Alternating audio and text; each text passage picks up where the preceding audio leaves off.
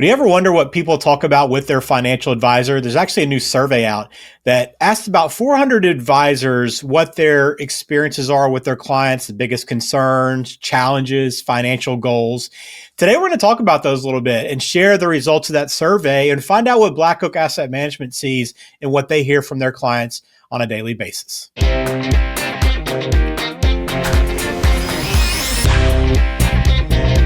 Welcome into Perfect Game Retirement. I've been George with Ryan Ledden at Black Oak Asset Management. Ryan, good to see you again. Glad to be on with you. And this is a fun conversation I think we'll kind of go back and forth on.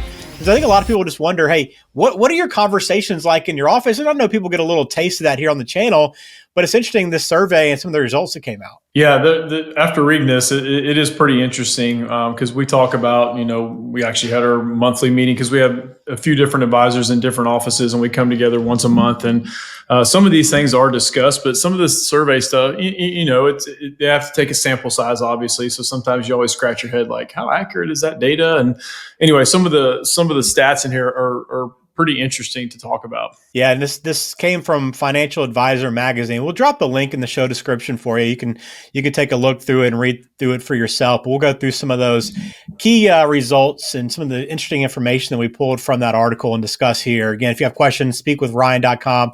Best way to get in touch. And please subscribe to the channel. We appreciate that support, getting close to 200 subscribers. When we recorded this, hopefully we'll be well beyond that when this video comes out. But we do appreciate the people that have taken the time to subscribe. It does help us out a lot and it means a lot for the channel. All right, so first one here, Ryan. So seeking out a financial advisor. Why do people look for an advisor and want to work with an advisor? Well, survey said 52% of clients seek out a financial advisor to help with retirement planning, which makes sense. And 34% are primarily working with someone just to build wealth. Which side do you think your clients typically fall on? Are they looking more towards the retirement planning or are they focused more on wealth building? I would say it's leaned more. I got a good mixture. I should say we have a good mixture because our average client age is in their mid to upper 50s, which for most firms, that's going to be on the younger side. So we are on that kind of wealth building accumulation phase. But we also have we have retirees that are in their decumulation phase. But I would say all in all, that 52%, that's probably what more people are looking for because the 34% of just someone wanting to build wealth, to me, I take that as just more of a person who manages a portfolio and then that's it. Nothing wrong with that. But I feel like that percentage is going to continue to have a wider gap. Maybe in the 80s and 90s, it was more toward the wealth building and,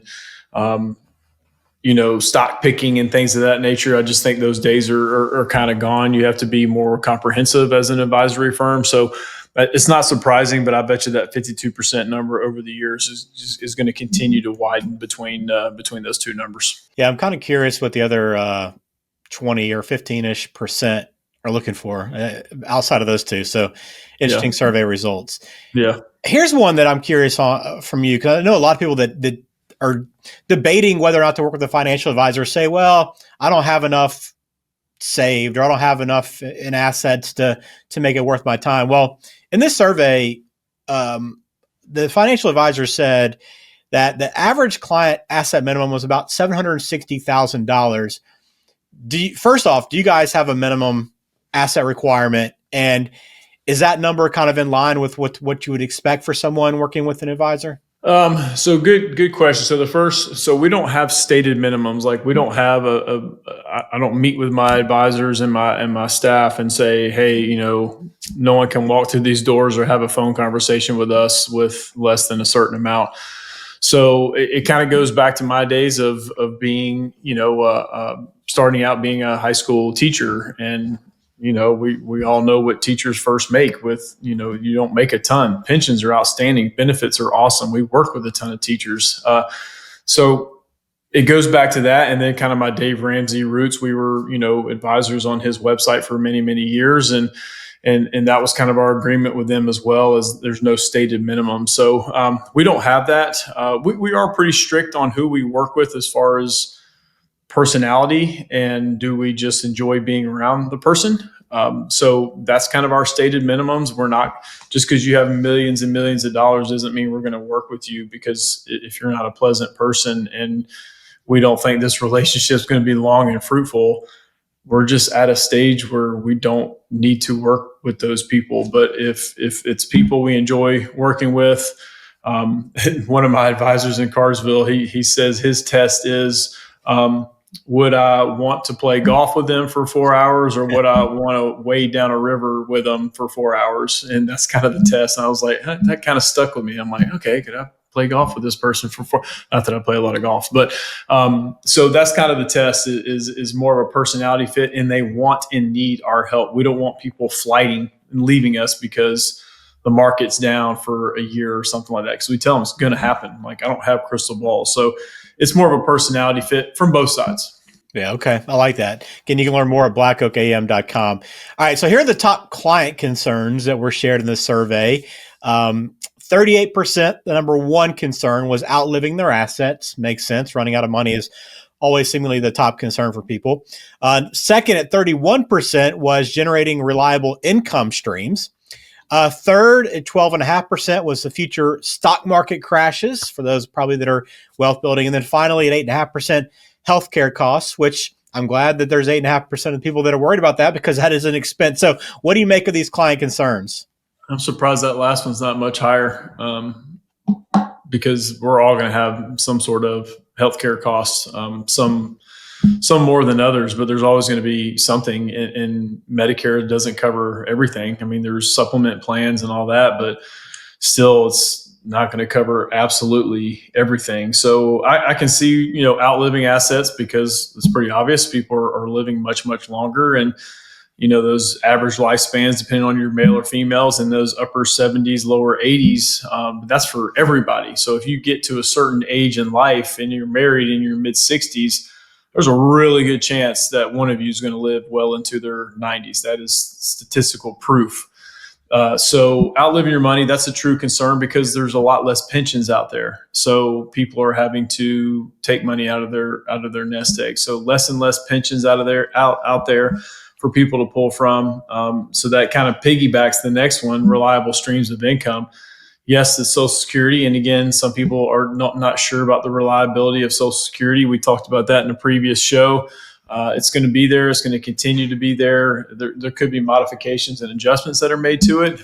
But I can see where getting reliable streams of income, and that may become from, you may need to create your own pension, which means, putting something into an income annuity. Not suggesting everybody do that, but if some people just want an absolute peace of mind, knowing they're going to get a check for the rest of their life, okay, that may be a place to go, but it may not suit your needs either. So there's a bunch of different pros and cons here, but I'm not surprised outliving assets, but I'm really shocked that healthcare costs were at 8.5. I thought that'd be much higher.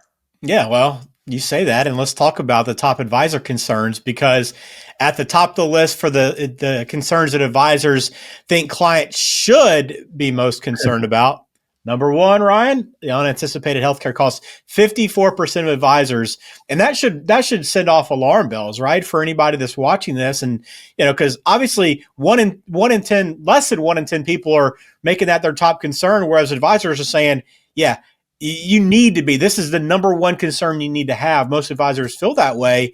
That's eye-opening. Number two is outliving your assets. But to your point, people need to be aware of that. So if you haven't been planning about that, this tells me this should be something you sit down and start working towards. Yeah, that is a big disconnect between both opposite sides of the table there, because we see it and know what people go through, and sometimes younger people don't want to think about the future healthcare costs, because it's we're young and invincible, and that's not the case. We're not going to be invincible. I've learned that the hard way the last couple of months with this knee surgery that I've had. But yeah, having that disconnect there is concerning.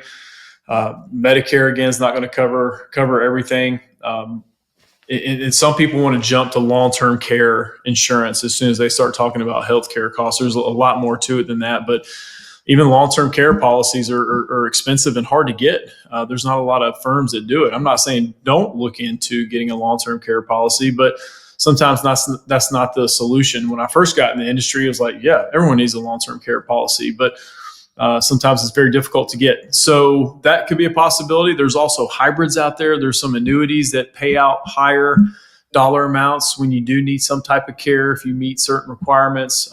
There's hybrid life insurance policies out there that you basically spend your death benefit on long-term care costs. So the industry has changed. There's other solutions out there that may help. And some people like that life insurance hybrid because if you never need long-term care, well, there's at least a death benefit there for somebody versus a long-term care insurance policy.